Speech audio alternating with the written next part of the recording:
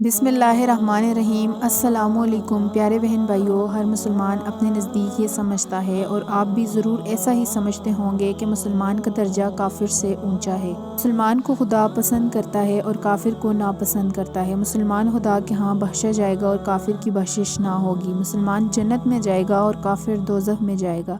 آج میں چاہتی ہوں کہ آپ اس بات پر غور کریں کہ مسلمان اور کافر میں اتنا بڑا فرق آخر کیوں ہوتا ہے۔ کافر بھی آدم علیہ السلام کی اولاد ہے اور تم بھی۔ کافر بھی ایسا ہی انسان ہے جیسے تم ہو، وہ بھی تمہارے ہی جیسے ہاتھ پاؤں آنکھ کان رکھتا ہے اور وہ بھی اسی ہوا میں سانس لیتا ہے، یہی پانی پیتا ہے، اسی زمین پر بستا ہے، یہی پیداوار کھاتا ہے، اسی طرح پیدا ہوتا ہے اور اسی طرح مرتا ہے۔ اسی خدا نے اس کو بھی پیدا کیا ہے جس نے تم کو پیدا کیا ہے، پھر آخر کیوں اس کا درجہ نیچا اور تمہارا اونچا؟ تمہیں کیوں جنت ملے گی اور وہ کیوں دوزخ میں ڈالا جائے گا؟ یہ بات ذرا سوچنے کی ہے۔ آدمی اور آدمی میں صرف نام کی وجہ سے تو اتنا بڑا فرق نہیں ہو سکتا۔ یا تم ختنے کراتے ہو اور وہ نہیں کراتا، یا تم گوشت کھاتے ہو اور وہ نہیں کھاتا۔ اللہ تعالیٰ جس نے سب انسانوں کو پیدا کیا ہے اور جو سب کا پروردگار ہے، ایسا ظلم تو کبھی نہیں کر سکتا کہ ایسی چھوٹی چھوٹی باتوں پر اپنی مخلوقات میں فرق کرے اور ایک بندے کو جنت میں بھیجے اور دوسرے کو دوزخ میں پہنچا دے۔ جب یہ بات بھی نہیں تو پھر غور کرو کہ دونوں میں اصلی فرق کیا ہے۔ اس کا جواب صرف ایک ہے اور وہ یہ ہے کہ دونوں میں اصلی فرق اسلام اور کفر کی وجہ سے ہوتا ہے۔ اسلام کے معنی خدا کی فرمانبرداری کے ہیں اور کفر کے معنی خدا کی نافرمانی کے۔ مسلمان اور کافر دونوں انسان ہی ہیں، دونوں خدا کے بندے ہیں، مگر ایک انسان اس لیے افضل ہوتا ہے کہ یہ اپنے مالک کو پہچانتا ہے، اس کے حکم کی اطاعت کرتا ہے اور اس کی نافرمانی کے انجام سے ڈرتا ہے، اور دوسرا انسان اس لیے اونچے درجے سے گر جاتا ہے کہ وہ اپنے مالک کو نہیں پہچانتا اور اس کی فرمانبرداری نہیں کرتا۔ اسی وجہ سے مسلمان سے خدا خوش ہوتا ہے اور کافر سے ناراض، مسلمان کو جنت دینے کا وعدہ کرتا ہے اور کافر کو کہتا ہے کہ دوزخ میں ڈالوں گا۔ اس سے یہ معلوم ہوا کہ مسلمان کو کافر سے جدا کرنے والی صرف دو چیزیں ہیں، ایک علم اور دوسری عمل۔ یعنی پہلے تو اسے یہ جاننا چاہیے کہ اس کا مالک کون ہے، اس کے احکام کیا ہیں اور اس کی مرضی پر چلنے کا طریقہ کیا ہے، کن کاموں سے وہ خوش ہوتا ہے اور کن کاموں سے ناراض ہوتا ہے۔ پھر جب یہ باتیں معلوم ہو جائیں تو دوسری بات یہ ہے کہ آدمی اپنے آپ کو مالک کا غلام بنا دے، جو مالک کی مرضی ہو اس پر چلے اور جو اپنی مرضی ہو اس کو چھوڑ دے۔ اگر اس کا دل ایک کام کو چاہے اور مالک کا حکم اس کے خلاف ہو تو اپنے دل کی نہ سنے اور مالک کی بات مان لے۔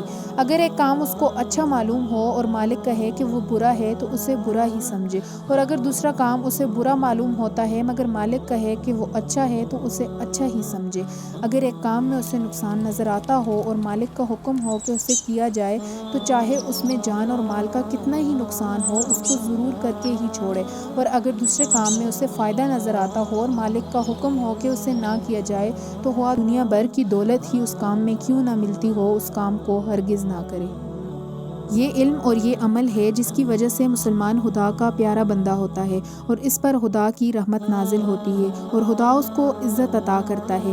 کافر یہ علم نہیں رکھتا اور علم نہ ہونے کی وجہ سے اس کا عمل بھی یہ نہیں ہوتا، اس لیے وہ خدا کا جاہل اور نافرمان بندہ ہوتا ہے اور خدا اس کو اپنی رحمت سے محروم کر دیتا ہے۔ آپ خود ہی انصاف سے کام لے کر سوچو کہ جو شخص اپنے آپ کو مسلمان کہتا ہے مگر ویسا ہی جاہل ہو جیسا ایک کافر ہوتا ہے اور ویسا ہی نافرمان ہو جیسے ایک کافر ہوتا ہے، تو محض نام اور لباس اور کھانے پینے کے فرق کی وجہ سے وہ کافر کے مقابلہ میں کس طرح افضل ہو سکتا ہے؟